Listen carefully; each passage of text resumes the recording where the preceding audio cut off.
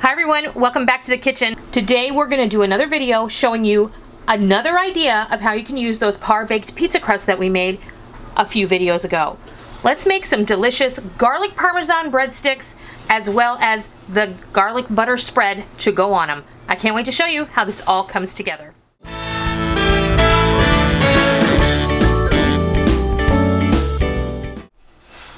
Okay, today we're going to make two things. We're going to make some garlic butter spread, and then we're going to use it on one of our par-baked pizza crusts, and we're going to make garlic Parmesan breadsticks super fast. You can do not just pizza with these, like we made a flatbread, we did some pizza. We're going to do breadsticks. You can also do delicious like cinnamon sugar breadstick or with glaze on it. You can do a lot with this. There's a lot of possibility going on here. So what we're going to start off with is our garlic butter spread. I have 1 stick of butter that I have thawed or softened in the microwave for about 22 seconds.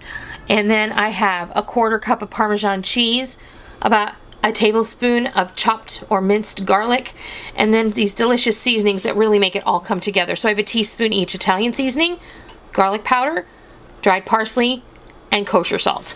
And that's it. And I'm telling you right now, don't be tempted to leave the salt out unless you are on a salt restricted diet, because the salt is really what makes these breadsticks magical.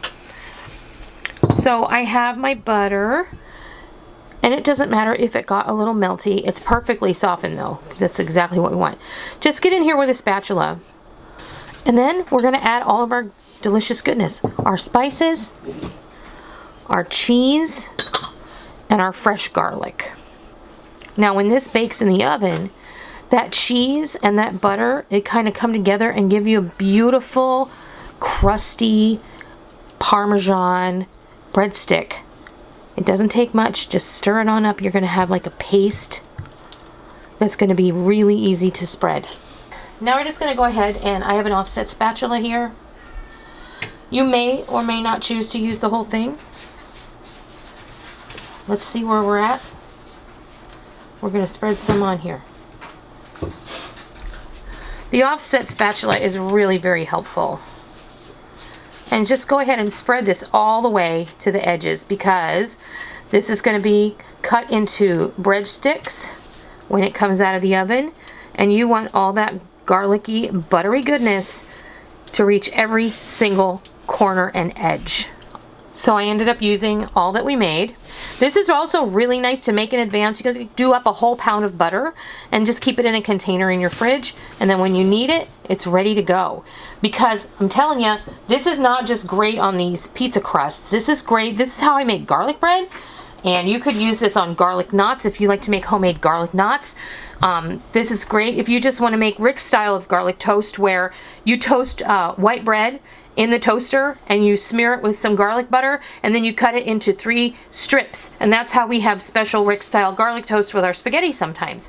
So this is going to be popped in a 375-degree oven for about 15 to 18 minutes, and I'll be back when it's ready to go. Okay, our breadsticks have baked in the oven for approximately 18 minutes. Everybody's oven is a little bit different, so you're going to want to check them after about 15 just to see how they're doing. You see how mine have turned a little golden brown around the edges, and that's when you know it's done. You don't want this to go too far because burnt cheese is really unpleasant. So all we're going to do to turn these into breadsticks is cut them into breadsticks. Perfectly ready for your pasta dinner. Beautiful fluffy dough. You stack them high, just like that, and your breadsticks are all ready. How easy was that? Do you want to taste one? I have to. What do you think?